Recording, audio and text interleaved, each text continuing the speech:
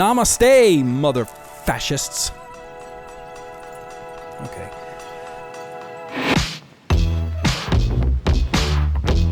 Now, I know you might be saying, thanks, Lloyd. Namaste, mother fascists. That's cute. It surely is going to make for a strongly worded Blue Sky post that no one will read, but what am I really supposed to do with all of this rage? And that's a totally fair question, friends. That's why I meditate. Now, meditation won't stop the riot cops. I mean, maybe it will, but let's just, for sake of argument, it won't. But it will stop you from becoming one. So, let's just do a short meditation together. Find your comfort. You can be standing or sitting. Whatever you want, be comfortable. Feel your body against the ground. Take a long, slow, deep breath in, breathing in the here and now. And then take a long, slow exhale, breathing out the then and the there. Again, long, slow, deep breath in. And from local news to national news, President Donald Trump is sending hundreds of Marines to Los Angeles amid protests against these immigration raids. And the president says he is open to the idea of arresting California Governor Gavin Newsom. Oh, that posse comitatus flouting, golden toilet stroking testicle clamp in a red tie is deploying Marines to L.A. while prepping tanks for a birthday parade in D.C. because nothing gets grandmas out into the streets to scream "No Kings" like a fascist float with missile launchers. Okay, I mean, that meditation got away from me a little bit. Let's try again. Long, slow, deep breath in, breathing in a world without borders, and then exhale, breathing out your social conditioning. Breathe in.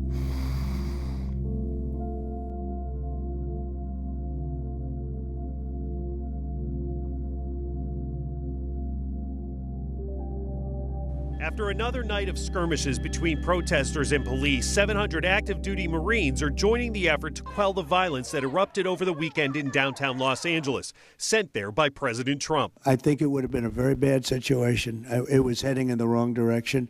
It's now heading in the right direction. The right direction? That's not the direction. That's a major plot point in season 2 of Andor.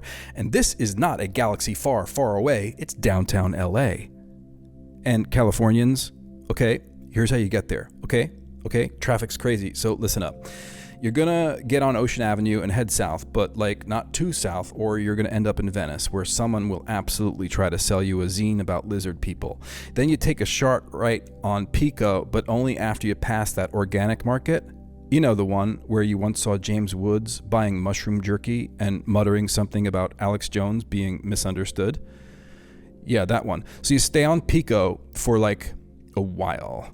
You'll pass 3 yoga studios and a reality TV museum where you can really trace a straight line from Puck on MTV's The Real World blowing up reality TV to Trump on The Apprentice to Trump the dictator with a Diet Coke button. Not even kidding. You can go from MTV's The Real World to the White House in 6 degrees of Kevin Bacon style separation. You're fired. You're fired. You're fired. Will you please be quiet? I'm giving directions here. Okay, Californians, hop on the 10 East, but whatever you do, do not take the 405. Unless you want to spend the rest of your natural life behind a guy blasting Joe Rogan through a Bluetooth speaker and vaping freedom-flavored nicotine through a snorkel. Once you're on the 10, stay chill. You're going to pass Crenshaw, you're going to pass Vermont, then you're going to pass birtherism, lock her up, grab him by the pussy, and that time we all thought, surely this is the end of the campaign. Spoiler alert, it wasn't. Take 110 North, and then when you hit downtown, you're going to want to get off at 6th Street, but like just before the billboard for the medical ketamine that looks like a rejected NFT project. That's your sign. From there, hang a left. Avoid the valet, unless you want to get judged by a guy named Bryce who calls everything late capitalism but still leases a Tesla. And instead, join the radically chill beautifully pissed off anti-ICE protesters. And boom, you're in downtown LA, baby, both spiritually and geopolitically. Okay, one more little bit of meditation to think through, and this is a tough one, I'm going to admit. Breathe in the idea that we are all one. Breathe out the need to win. Do your work, then step back. The only path to serenity. That's not me talking, that's the Tao. And here, we might pause to consider two things, both chapter 34 of the Tao Te Ching and the lyrics from a song called The Guillotine by Boots Riley and the Coup. First, chapter 34 of the Tao.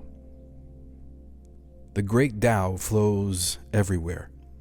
All things are born from it, yet it doesn't create them. It pours itself into its work, yet it makes no claim. It nourishes infinite worlds, yet it doesn't hold on to them. Since it is merged with all things and hidden in their hearts, it can be called humble. Since all things vanish into it and it alone endures, it can be called great. It isn't aware of its greatness. Thus it is truly great. That's the Tao, chapter 34. And that's what it means to remember. We're all playing roles in the same field.